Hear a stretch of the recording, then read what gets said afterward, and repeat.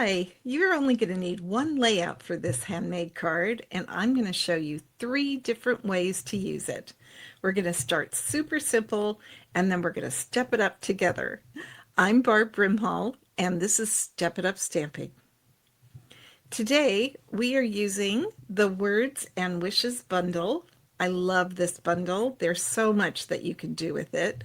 It's one of those bundles that I really do think you need to have the dies along with the stamp set, although there is a lot that you could do with this stamp set. So we're going to start first with our Busy Bee card. This is the card for when you're in a hurry or you're a beginner card maker and you just need a super simple, easy card. So we're going to start off with just basic white cardstock for our card base. And then we're going to take a piece of 3x5 basic white cardstock and we're going to sponge ink onto it. And then once it's sponged, we're going to cut it into 3 separate pieces. So very easy to do. It looks difficult, but it's really not. And the colors that I'm using on this card today are black ink, obviously, Balmy Blue ink, and then Pool Party ink. And we're just going to use a blending brush and we're just going to sponge ink at a diagonal on this cardstock before we cut it up, put it on our base card, and we've got a really pretty background paper that we've created ourselves. Now, I do have complete instructions for you that tell you exactly how to do this. So if you're somebody like me who prefers to have the measurements and the instructions, just click on the link below and it'll take you to where you can get this tutorial. Now, I used Balmy Blue ink here and I just stamped the happy birthday at a diagonal so that I wouldn't have to worry about it being straight. And then I stamped the cake in black ink. And I just made an ombre pattern. Let me pull this up with our Pool Party blends. Those are our alcohol markers. So I started with the light Pool Party blend. Then I brought in the dark Pool Party blend. And then I went back with the light and just blended where those two kind of came together. And it gave that nice ombre look. This may look difficult to you if you are a beginner card maker, but trust me, it is super simple. Every card you make is going to look different, so you don't have to worry about that, but it's super easy to do.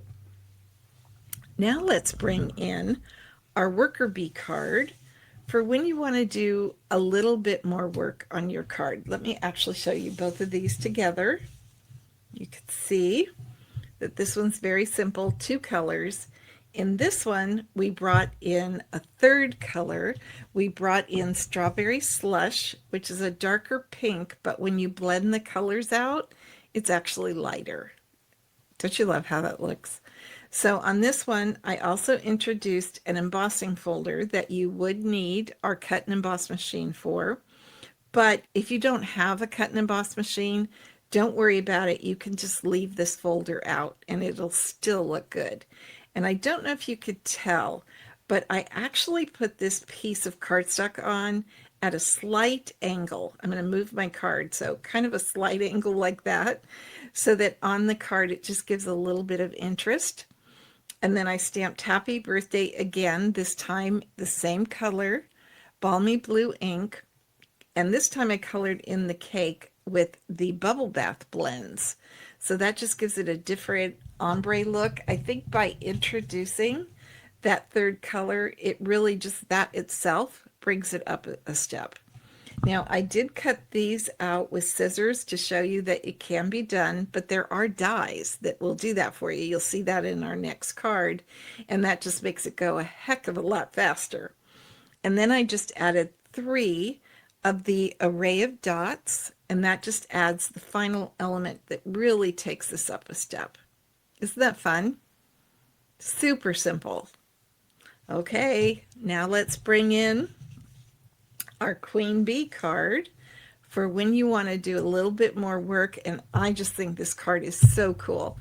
Let me show you again the dies in the bundle. You can see that you can do the happy, you'll cut out the word happy, and it's got little confetti. You can see that on the right hand side.